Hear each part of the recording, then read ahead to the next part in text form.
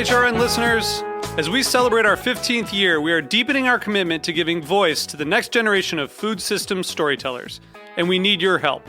Our internship and fellowship programs help activate new possibilities for underrepresented and underestimated young people through experiential journalism, audio engineering, and production training. Through these unique programs, HRN helps food equity stewards build essential workforce readiness skills that expand their potential and foster economic mobility. Please consider supporting these critical programs.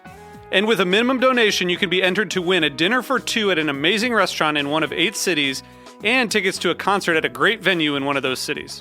We have incredible partners across the country who have donated, as they also share our passion for helping to educate the next generation of food systems storytellers.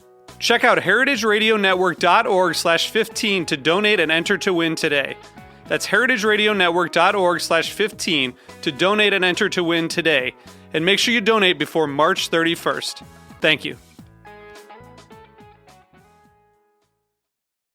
The following program has been brought to you by Koshan 555. On January 23rd in New York, Koshan 555 kicks off its 10-city national culinary competition promoting heritage breed pigs and breed diversity. The tasting event will challenge 5 chefs, including Brad Farmery, Peter Hoffman, Bill Telepan, George Mendez, and Sean Rembold, to prepare a menu created from 5 heritage breed pigs, nose to tail. Pig-loving Epicureans will have a chance to sample these dishes along with wines from 5 different small wineries, as well as the opportunity to help select the king or queen of pork. In addition, guests will be treated to whole pig breakdown demonstrations, followed by a whole roasted heritage breed pig and dessert. General admission tickets start at $125 per person and are available at www.koshan555.com. That's www.kochon555.com.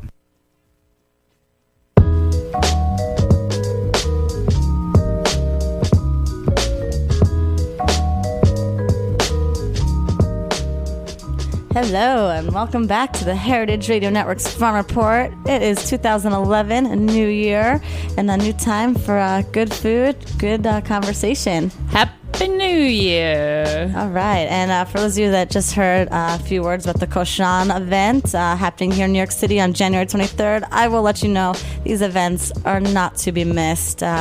Definitely a good time, and good food, and amazing drink, and that's about that for now. I'm really excited. We have a friend of mine on the line, Phil Smeltz of Down to Earth Organic. Phil, how you doing today? Oh, I'm great. Just enjoying the new year and a little bit of downtime that comes along with it. But where exactly are you right now? In Pennsylvania? I'm in Pennsylvania. Just right outside of Philadelphia is where I reside personally. So why don't you tell us a bit about Down to Earth Organics, exactly what it is? Down to Earth Organics is pretty much myself and a friend of mine. It officially started as my operation, I guess, this past season in 2010. And I pretty much started off on a half an acre that was part of a larger, say, 17-acre operation that I worked for 3 years prior to that. Okay. No, keep going.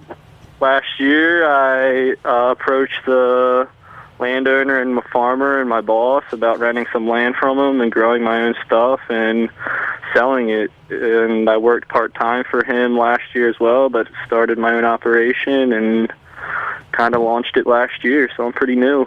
Well, that's exactly why we have you on the show today. I've kind of heard about you, through some mutual friends of ours, and was super impressed, by your enthusiasm and your entrepreneurship here with the new farm, and just being a young farmer as it is. And I was wondering, what brought you to that job? You started 3 years ago on a farm. Do you have a background in agriculture? You just like being outdoors? Yeah, that's one part of it. I mean, I guess after high school I did the traditional thing and my parents sent me to college at Susquehanna University, and there I studied business and learned that I wanted nothing to do with traditional business. And after college I bounced around and was out in Colorado, out in San Francisco, and then finally found myself in Alaska, enjoying the outdoors the whole time. And after that, about a year of traveling, it was time to come home, and I grew up in Lancaster, Pennsylvania, and I moved in with my dad after Alaska, and I pretty much the day I got home from that, I started working on this farm at $7 an hour, the lowest guy on the totem pole, working right alongside young traditional Mennonite and Amish kids. Wow. And fell in love with it. And I pretty much finished that season off, and I signed on for the next year and worked my way up a little bit and built a relationship with the farmer. And always, like, as I was traveling the year after college, I spent a lot of time in kitchens, just making spare money, and gained, like, a deeper appreciation for food and where it came from, and always enjoyed gardening and working outside. So it was kind of like this, I don't know, this realization that happened to me one day out in the middle of the field picking beets. So Wow. I thought it was the coolest thing in the world. That makes me really happy to hear. Yeah, so Phil, I think in discussions about farming, we often talk about, who's working on farms, and there's this kind of stereotype, one, that American workers don't want farm jobs, and two, that farm work is an unskilled labor, and being that you have the benefit of kind of coming in at the bottom and really working your way through the system, I'm just curious, like, what your response to that might be. Yeah, my experience is pretty much with the one farm that I've been with, and it might be different than a little larger scale farms. We didn't have migrant workers or conveyor belts or much machinery, although it was 17 acres. Everything was pretty much picked by hand. Wow. And yeah, it was very family run. The gentleman had 4 children that worked at the farm, and then it was an Amish-style community, so a lot of the children of the neighbors he employed as well. When you say children, can you kind of set an age range for us? I would say the youngest was, 14, but definitely depending on age, determined, the intensity of their job, Of course. A lot of the younger people were doing more of the easy things and more of the mindless work, whereas the older and more experienced were doing, more of the tractor work and kind of in charge of the smaller micro groups within the farm, more team leaders and directing traffic. And what were you guys working with on the farm? What were you raising there? It was diversified organic produce. We were part of another farm, and because we had more land, we were growing more of the stuff that took more space, such as broccoli, cauliflower, potatoes, corn. And our partner farm was focusing on more of the baby greens, the head lettuce. We did a lot of bunched hardy greens, kale, Swiss chard, collard greens. And then we did really nice heirloom tomatoes through the summer because we had 300-foot high tunnels that were movable throughout the field. That was really good for us. What's a tunnel? Yeah, What's a high tunnel? A high tunnel is our tunnels. The dimensions were 20 feet wide by, I'm going to say 100 feet long, but I think it was actually 96 feet long. They are unheated. But they do have roll-up sides, and they're mainly for season extension. So it's kind of like a pup tent for the vegetables, or they're what? It's kind of like a pup tent for the vegetables, or kind of like a pup tent. Yeah, it's a huge tunnel, and both the sides are on rails. So when it's time to change crops underneath the tunnel, we pretty much chain 2 tractors up to it and pull it down the field to the next crop. So like a standard rotation would be like you start the year off with kale and greens in the early spring. The next movement will be to early zucchini. The next movement will be to summer heirloom tomatoes. And then the next movement will be for overwintering leeks. So you can really use the tunnel in a lot of, without heating and using all that, just by the greenhouse style, heat. In the summer we roll up the sides to vent the tomatoes, but in the early spring and early fall we roll down the sides to keep it nice and protected from the wind and the cold. I saw some really beautiful pictures of the tomatoes on your Facebook page. Did you guys have any trouble with the tomato blight that was hitting a lot of farmers in the Northeast this year? 2 years ago we did. I mean, it seems like with blight, a lot of when it's really wet and then it gets really hot after it's wet, that's when it seems that the disease wants to thrive. But as far as last year goes, it was pretty dry and pretty mild. So on my half acre last year, I didn't have any of my tomatoes under cover, and they all caught it by the end of the year, but I still had a fairly good harvest, I thought. I was doing a lot of heirloom varieties too, so they're a little bit trickier to do outside than the hardier, hybrid reds. So, when you approached the person you were working for to kind of take a piece of his land, how did that conversation go? I mean, where were you hoping to go with the half acre? What was, what interested you? Yeah. So the year before I approached him about renting his land, I actually ran a farmer's market for him. And that was when I first got introduced to the retail side of things and the money that could be made on a small scale.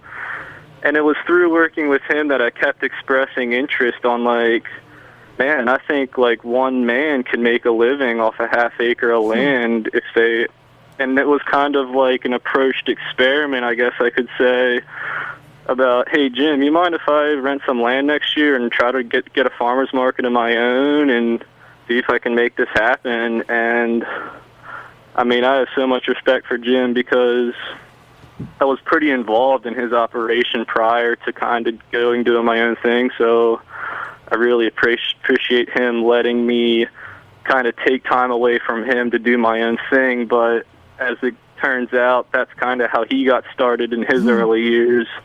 It was a guy that he worked for that he kind of branched off of. So it was pretty easy, It was pretty natural for him and for me. And, it just kind of has been working out all along here. I think that's like a common story that we see here for young people who are interested in food and getting involved in the food movement. It's like this willingness to kind of go and essentially apprentice yourself to someone. You said you were making $7 an hour. I mean, obviously, right. that's not a living wage. And this idea, I think you read a lot about the average age of American farmers being, I think, 62, and kind of who's coming up behind them to replace them. I mean, it sounds like you're stepping into that void. What is your hope for the future? I mean, what are kind of the barriers to entry for young farmers? I mean, obviously, it's the skill set and knowing how to farm, but what are you thinking as far as access to land and really like long-term planning for your life? Right, that's what really enticed me about getting my first year on Jim's location, because I was able to start last year with pretty low initial cost. I pretty much bought my fertilizer, bought a lot of my materials from him, right. And he allowed me to pay him at the end of the year. I was able to rent his tractor by the hour. He actually laid some of my plastic for me, and there was kind of like this agreement set out on payment before the year started. So it didn't take me much to go to make it happen. But where I stand right now is this coming up year, I just signed I'm in the process of signing a 3-year contract at a 15-acre property with a house. That was one of my pretty big barriers last year. Was I didn't live on site of my land. I had to travel every day if I wanted to harvest. So just like the efficiency, and vegetables seem to be all about timing. There's a window where you need to pick, and there's a window where you need to plant, and because I was commuting, I wasn't able to hit that window as good as I could. So I'm in the process of this next year. I'm moving away from Jim onto my own spot, and the land that I'm moving to, the infrastructure is not set in place. So this winter, I've been trying to put together an irrigation system and plow the field for the first time. And of course, plowing the field means you need a tractor. So I had to buy my first tractor, and just like all the initial. And all the money I made last year is pretty much reinvested into this next year. So I feel like I'm risking quite a bit, which makes me a little uneasy, but I guess that's just how beginning business goes. I'm not sure yet. But I'm looking for funding through the USDA a little bit, but it seems like anytime you want to borrow money from the government, there's quite a bit of hoops to jump through and some strings conservation. Yeah, so at this point I'm kind of straying away from that sort of funding, and I'm looking for friends and family to help me out, which looks like it's going to be a pretty good option. So they just seem more flexible rather than a bank or the government coming after you, because it is high risk, and I don't know, people need to trust you if they're going to give you your money anyway, so. Well, we definitely want to hear a lot more about, the plans for the new farm and the new space and, everything that you've got going on right now to prepare for that. So we're going to take a short break. We're going to come right back with Phil Smeltz of Down to Earth Organics on today's Farm Report.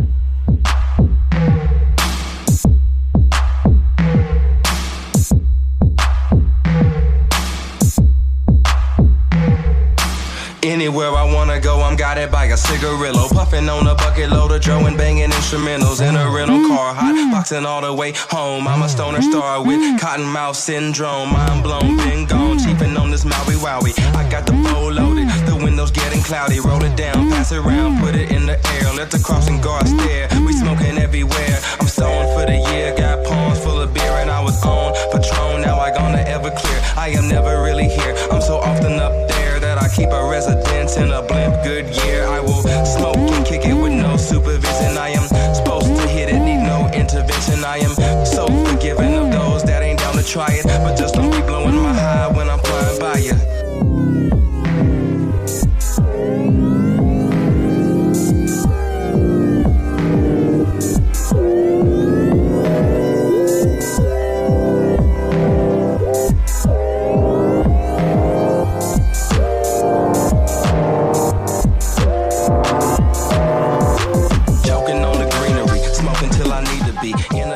And we're back. You were just listening to Rec Tech of Fancy Restaurant Records. And we're back right now. We've got Phil Smeltz on the line with us. I'm right outside of Philly right now of Down to Earth Organics.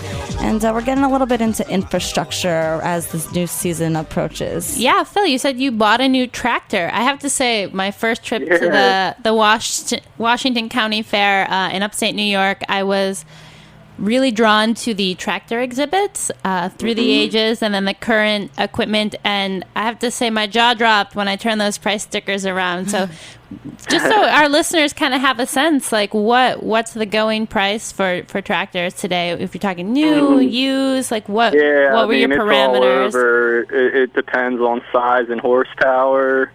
4-wheel drive, 2-wheel drive, the hydraulics, if there's a bucket on the front. Rims. Tractors can really be, just really help the farmer out as far as efficiency, and if you got the right tractor, certain tractors do you no good, sometimes they're too big or too small, so I was looking for, a pretty, all-purpose tractor. The farm I was working on had 3 different style tractors, a plowing, a cultivating, and just a universal, but obviously didn't have that luxury, so I had to buy the perfect tractor, so dun, dun, dun. I went with, did some shopping, a lot of internet time. I went with a Ford 1710 four-wheel drive with a 5-foot bucket on the front. I bought it used. It's probably a late 80s model. Nice. And I got it for a whopping, shall I say? Yeah, say it. Bring it. $5,800. Damn. $5,800. I have to say, for our listeners who may not have been, Googling tractor sales, a new tractor is going to run you somewhere in the $40,000 to $70,000 range at kind of the low end. So you see a lot of reduce, reuse, recycle in the tractor world. Absolutely, yeah. They hold value too, which was important to me.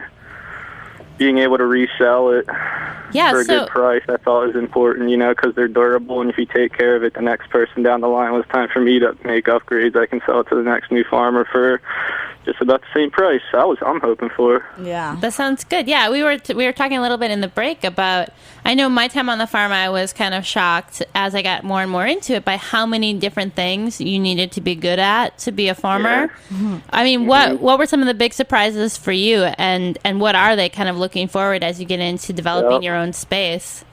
Definitely mechanical, especially when you're looking at the tractor itself. I'm currently having a PTO problem, so I don't know much about tractors, but I know a little bit, so it looks like I got to dive into the clutch and work on that whole system here this winter before next season starts. So yeah, good mechanic. My biggest issue was acquire the money to acquire the right tools. You can't be a mechanic if you don't have a mechanic tool set, and I was always borrowing people's tools, so not only do I need to learn everything, I need to acquire the tools to do everything, and if you're going to use them for a while, why rent them, Sure. It's more than just your Leatherman to get the job done. Oh, definitely. But yeah, and I don't know, it's cheaper to kind of build your own things, obviously, than pay people to build them for you. Yeah. So, all things like carpentry I was using quite a bit to get my packing shed and cooler, framing out walls and just little things, but all trades. Plumbing, for instance, to tap into the well and get the irrigation system going. I actually contracted some of that out because I didn't feel completely comfortable doing that. So I did take a little cost hit with the plumbing, but honestly, all trades. I'm just about to buy a welder because there's some metal on metal that I need to do that I'm not completely comfortable with, but that's something else I can learn. That's something else about farming that's great that really I liked was just, the continued education, and it's all hands-on, and it's all using your hands and your mind, Whatever it takes to get the job done. Yeah. So, are you still in school? Do you have the opportunity to kind of drag some friends and get them all working for you? I'm not in school. Well, traditional school, I guess you could say. But yeah, I got a partner who's my age, and a couple of my friends are actually doing grad school now, and they're kind of on board to help me this summer. My friend Joey Cack, he'll be helping me. Nice. So I don't know. There's plenty of help out there. I don't know how much of the help is free, which might be a problem. So I'm always looking for volunteers and unpaid help because a second hand just always makes the job go quicker and easier. What's the way?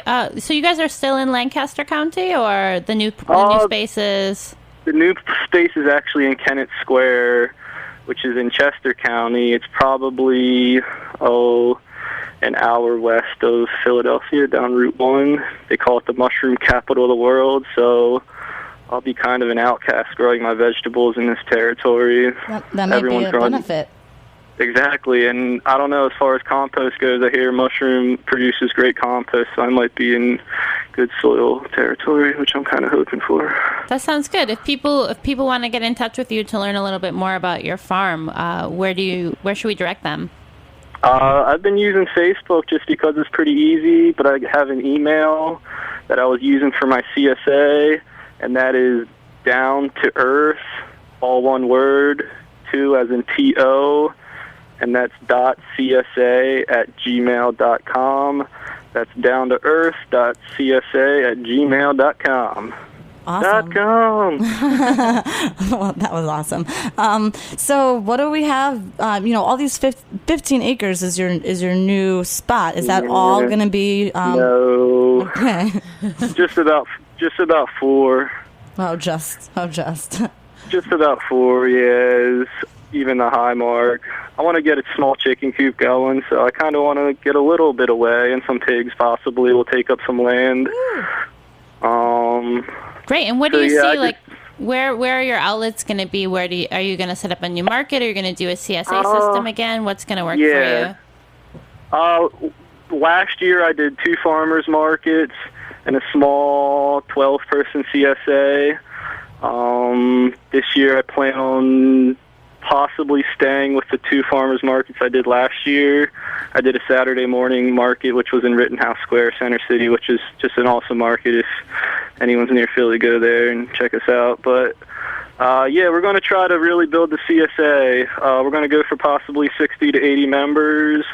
Hopefully we're going to stick with local people that can pick up at the farm itself rather than us deliver it to them. Mm-hmm. But if that doesn't work out, I might have to open up another market somewhere. But I just think CSA, as far as vegetables go, is just a great way to distribute. And where are you getting your seeds from? What are you planning to raise this year? So I get my seeds from just a couple different seeds catalogs. I try to stick with organic seeds, and we're pretty much doing it all. From all the root crops and all the fruiting crops in the summer, and so not a lot of one thing, but what's the saying? I forget. A lot of a little, or a little of a lot. A little of a lot, right? A little bit of everything I'll try, I think. And are you guys going to go for organic certification? That's in the works. I have all the paperwork. I'm just now paging through it, but I'm kind of at a point because I'm still renting land. How much, chances are I won't be there in 15 years, so how much do I want to put into the time that I'm going to be there? Right. Because I'm selling retail, it's not a huge deal if your customers know you pretty well. But it does help, definitely. But there's more cost going into organics anyway, so you got to up your prices a little bit. So it's not on my priority, but if it seems like it's a possibility. The property was fallow here, so I shouldn't have too many barriers to get it. But it's just all about the paperwork and figuring that whole side of it. This past year, the guy I worked for, he was already certified. So although I practice organics, I was never meeting with the inspector and in the bureaucratic part of it. So yeah, I mean, you're definitely it's kind of untapped territory that I'm willing to tackle if there's time, but it's not huge. I'll still be practicing anyway. So right. Well, yeah, I feel like a lot of farmers are definitely in the same place as you. In that right. regard. It's like a cost benefit. Is it worth? For my unique situation, is it worth it? So. I mean, this all sounds so wonderful. I kind of was wondering if there was any part of working on that last farm that was discouraging to you at all. There had to have been something. Yeah. At first, it seemed like, I don't know, just being in the field 5 to 6 days a week and just interacting with the people you work with was pretty tough to me. But once I started doing like the farmers markets and interacting with the public and the end consumer, and like it was kind of splitting my week up, because I'd be in the field 3 days and I'd go to market, and it was just really nice overall. So at first I would say, like, although working in the field on your knees in the dirt is fun and great, and there's so much I like about it, being the bottom guy and doing it day in and day out is kind of monotonous, to the T. So that was one thing I didn't like, but as my responsibility increased, I was in charge of more things, so I kept more busy. What did they say? Variety's spice of life. Exactly. Yeah, exactly. I don't want to do everything all day. And it's definitely really nice to hear that, you being in the retail end and meeting people and having them meet you kind of attracted you to continue doing this, because that's kind of what we're all about here, is just getting to know your farmer and making sure you all know where your food's coming from. And I'm really happy to hear, we've got new young farmers that are attracted to this as well. So, Phil, it's been awesome to have you on the show today, and we really wish you luck with this upcoming season, and hope to bring you back on maybe after mid-grow and kind of figure out where things are at. How's it going? And for anyone in the Philly area, look for Down to Earth Organics this upcoming season. Hopefully at the Rittenberg Square. Where is it going to be? Rittenhouse, actually. Rittenhouse Square. Okay, cool. Well, Phil, thanks again. And to all you listeners out there, we'll be back next Thursday at 1 o'clock Eastern Standard Time live. Peace. Peace.